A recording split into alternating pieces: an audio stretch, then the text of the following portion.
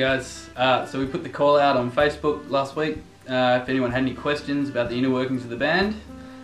So someone mentioned they wouldn't mind a few gear rundowns of stuff we use. So that's my stick bag falling over, don't worry about that. So first cab off the rank is drums, so we'll have a look at some of the drums that we use. This is my main gig pig. It's a very expensive gig pig actually. So this is my Sonor SQ2, vintage maple shell, so really thin maple shell, with a beautiful American walnut finish. I don't actually use all the drums. All the drums did actually get a Guernsey on History of Houses. My main setup is 12, 16 and 22. I think on City of Light, I think I used the 10 and the 14, because we just wanted a smaller tom sound, just cause.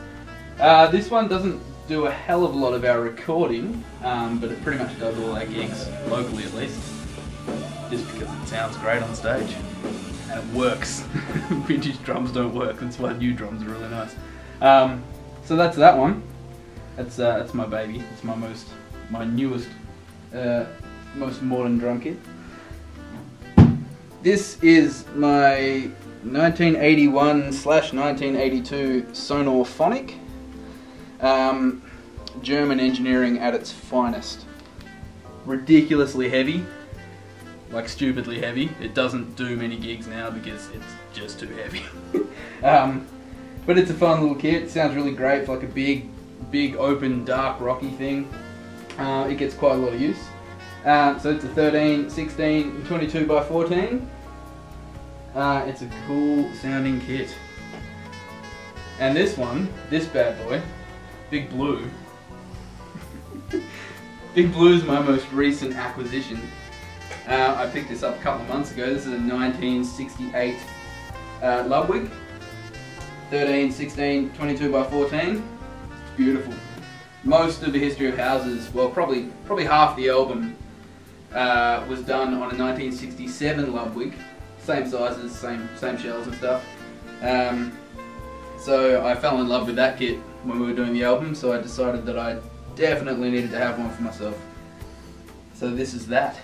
It's in a beautiful blue sparkle, which is my finish of choice when it comes to vintage Ludwig drums. And while we're on the kit, we might as well have a look at the cymbals. The cymbals are my only standard setup that I use for the band. Depending on what gig and what snares in or out of commission, it will determine what I use on the gig, but my cymbals stay the same for all Siren Tower gigs. So I use Sabian cymbals for this stuff. I really love the Sabian stuff. It just seems to hold up to my beatings more so than other brands have in the past. So I use 15-inch HHX groove hats. Really nice, really heavy enough to do rock stuff, but still kind of dark and washy enough to do anything a bit more, I don't know, funky or folky or country, depending on what we're doing. A 19-inch AEX Explosion Crash. It's just a rock crash. It's just loud and kind of bright and big and silly and good for piercing bass player eardrums. This one's cut to hiding. I love this cymbal. This is my 21-inch HHX Groove Ride. It sounds better and better every time I play it because I'm just beating it into submission. It's an absolute beauty. I picked this up not long before we did the album actually and just fell in love with it. Same with the hi-hats. I picked the hi-hats up the day before we recorded History of Houses. And they've lasted a long time. They've lasted much longer than any cymbals have in the past. And this is my favourite crash out of my setup that I use for Siren Tower anyway. 19-inch HHX Extreme Crash. Just dark and angry and all kinds of beautiful adjectives. Snare drums. Let's take this puppy off the stand. This is one of my favourites. This is what I've been using with Siren Tower for a little while now. This is a 14 by 7.5 Sonor SQ2 thin maple shell. Turn the wires off so they're not rattling while I talk. It's just big and fat and silly. Tune it really low and it punches into the chest. It's a lot of fun. This one, I actually didn't have this one when we recorded the album. I was supposed to have it by the time we recorded the album and it hadn't showed up in the country yet. Still sitting on the factory floor in Germany. And moving right along, this is one of my most prized possessions.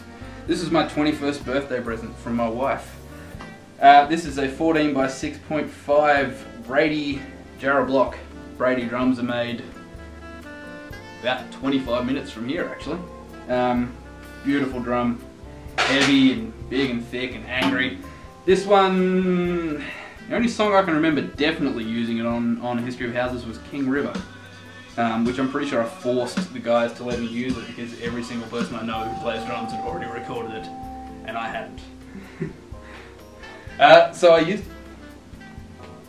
this one. This one doesn't get a lot of use with the Siren Tower live anyway, just because it's a little bit shallow for my liking. This is a 14 by 5 Gretsch chrome over hammered brass. I use this on floods actually. Beautiful, really nice crack about it. I'm a drum nerd, in case you hadn't noticed. I'm a drum nerd.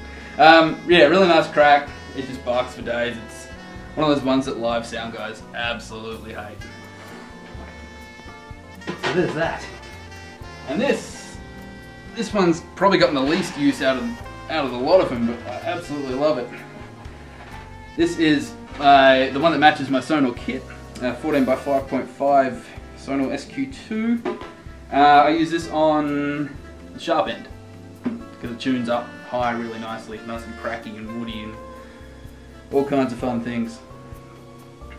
So yeah, there's that one. Sticks.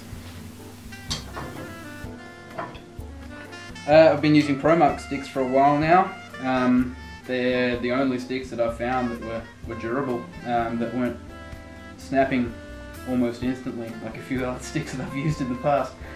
So yeah, I've been using ProMark for a while. I was using a different model up until recently, the 747.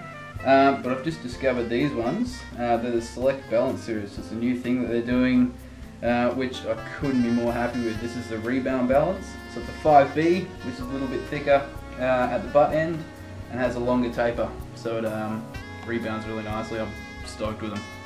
It's about as excited as I've ever been about drumsticks. So that's sticks. So that's a rundown of stuff that I use for Siren Tower stuff. We're set up at the moment recording a few demos for album number 2, which you'll hear very, very soon, I imagine. Or at some point in the future at least. So thanks for checking this stuff out with us. Thanks for asking the questions. It's really nice to be able to show you the inner workings of what we do. Thanks guys.